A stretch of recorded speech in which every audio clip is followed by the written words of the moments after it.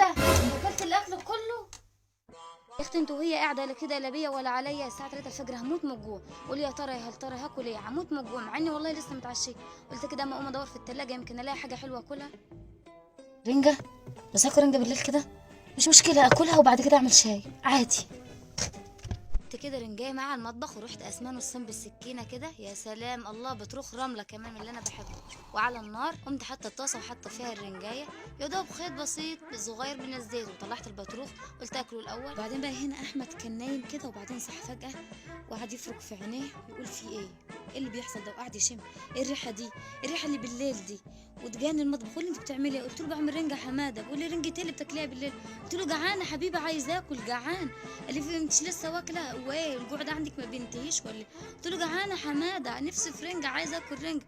قول لي رنجه الساعه 3 بالليل؟ قلت له يا حبيبي رنجه الساعه 3 بالليل فيها ايه يعني؟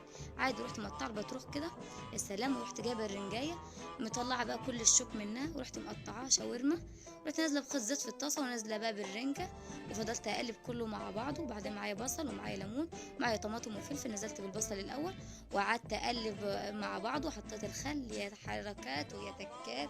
وبعدين رحت عامله حفر في النص ونازله فيها بالطماطم وقعدت برضو اقلب تاني. وبعدين نزلت بالفلفل وقلبته تاني لحد ما دوختهم.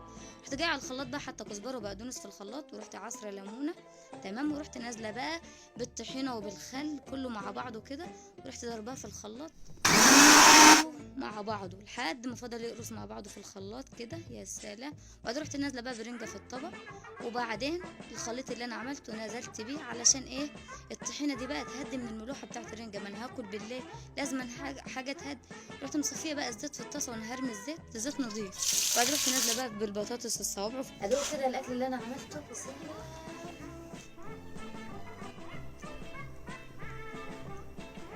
لا حلو حلو بصراحه، تسلم ايدك. ايه ده انت بتاكلي مع نفسك كده وعادي؟ عادي يعني، ما الاكل محطوط تعالى كله، انت محتاج حد يعزم عليه؟ ما بيتك برضه. بيتي؟ وبعدين انت بتدور على الاكل ليه؟ مش لسه قايل لي انت لسه واكله؟ انت كمان جوع. لا ما انا شميت ريحه الاكل عجبني. يا سلام. انا هدوق بقى الاكل كده بسم الله. ما بيبانش من اول مره. بطاطستين معاهم عظمه. على اساس ما انت ليك كنت لسه واكل يعني. مش سواكل والله ينور، تسلم ايدك والله.